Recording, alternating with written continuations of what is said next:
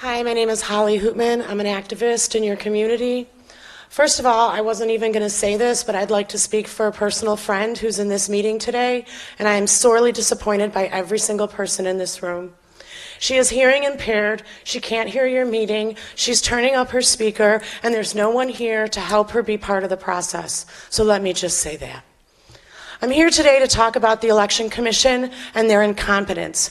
I understand that they'll be disbanded, but I have a direct question for the person whom I think put them in charge. It is my understanding, Mr. Cronin, that you put these people in charge of our community, that we had absolutely no representation in our election process, that you put them in place. And as a leader who put these people in place, who've shown sheer incompetence for such a long time, I would like to know from you, sir, what mistakes did you make over the last decade that allowed them to continue this incompetence? As a voter in DuPage, I really take very seriously on my democracy, and the seriousness with which what happened in the primary made me question the integrity of DuPage and the DuPage election process. I understand that they'll be disbanded. My concern is the midterm elections are right around the corner. They are in charge. And I am here to tell you as a grassroots activist that my eyes will be on every single part of this election, that on a national level, will be a part of every single part of this election. So you, sir, if you could tell me as a leader myself, when I make mistakes, I admit those mistakes and do better in the future. The other thing I'd like to see from this board and from you yourself, sir, is the acknowledgement of Jean Kazmara's hard work over a decade in regards to the incompetence of this board. And as a voter, homeowner, resident in DuPage, I can assure you that there will be thousands of members of my organization watching every single step of every single election going forward. So you, sir, have two questions from me, and I hope you can give me direct answers. And I hope the next time I come to this meeting, I will see closed caption for the hearing impaired, because it is my understanding that that is actually not okay. Lynn LaPlante. Oh. So will I get an answer to my question? Will I get one in writing at some point? Or is it just that I get to make a comment? That's an answer. Lynn LaPlante.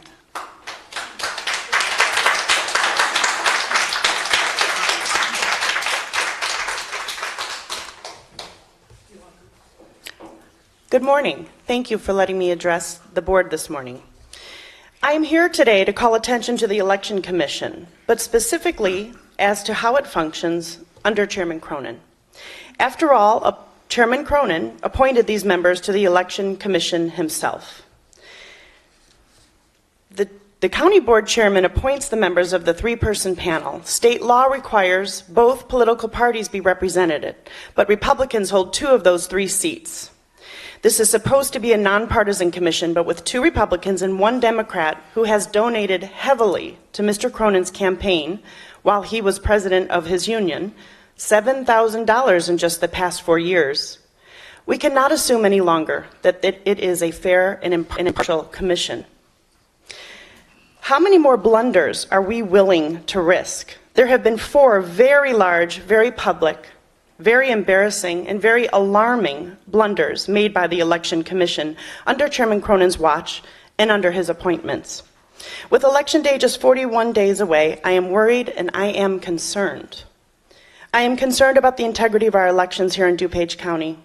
I am concerned because I do not feel the chairman is taking this seriously enough. I am concerned because I feel Mr. Worley is playing dirty pool by using the commission's gross incompetence to win himself an election by getting his opponent kicked off the ballot.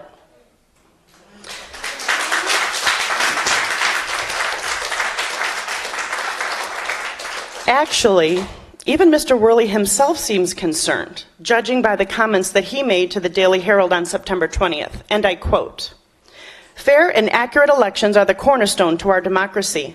The DuPage Election Commission clearly made a mistake by placing an entire apartment building in the wrong legislative district. This morning, they admitted their mistake, blaming it on a coding error, and settled the case." And from the Tribune on September 21st, I quote, also from Mr. Worley, The issue is that a legislative body is not following the law. Elections need to be fair, and the right people need to be voting for the representative or senator. And the Tribune reporter added, it is still unclear how DuPage County made the error. Now, let me use Mr. Cronin's own words, his own verbal shrug, to illustrate why I do not feel he is taking this fourth blunder that happened under his watch seriously enough. In an email to the Daily Herald on September 21st, he said, quote, this unfortunate situation is a result of a technical error related to the precinct boundaries, which, as I understand it, are subject to change. The judge has ruled, he said. At this point, we must move forward, redoubling our efforts to ensure accuracy as we prepare for the election. Move on? Nothing to see here? Meh. The A in your ACT initiative stands for accountability. And I am seeing zero accountability taken in this very serious and chronic long-term problem happening under your watch and by your opponents. And exactly how are you redoubling your efforts to ensure accuracy as we prepare for the election?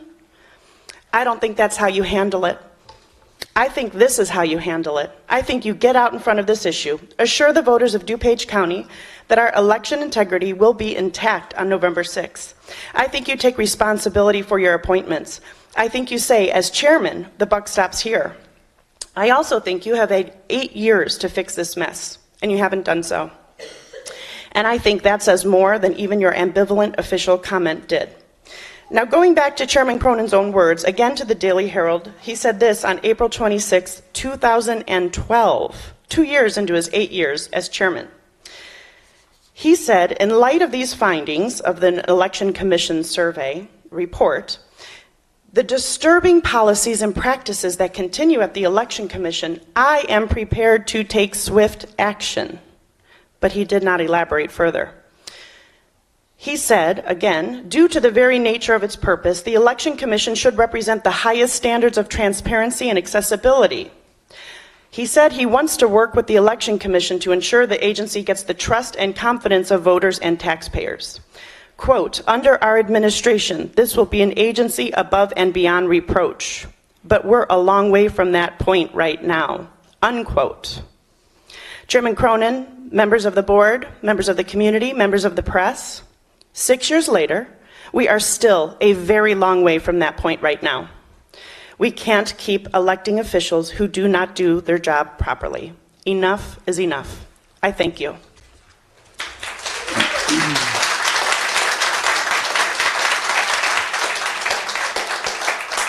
And last but not least, we have Michael Childers from NAACP.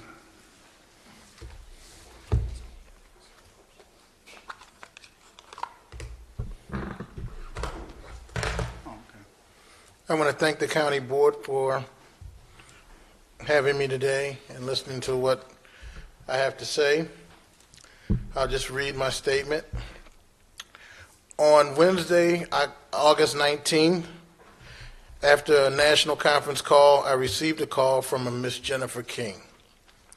She explained to me how outraged she was concerning the candidacy of Val Montgomery being eliminated from the ballot. After we talked, I conferred with our national and state leadership. As spokesman for our branch, I have taken the opinion that this is an injustice to Ms. Montgomery, and here's the reasons for our stance.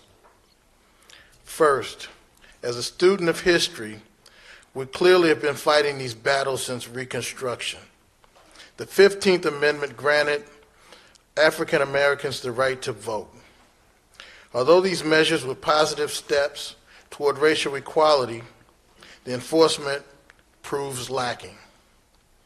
Many whites could not accept the idea that former slaves could not only vote but hold office.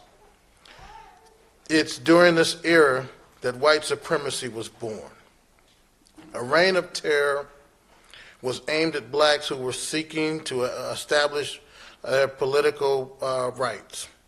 Limiting blacks from voting and running for office was all in a day's work. Now let's move forward to the DuPage County election.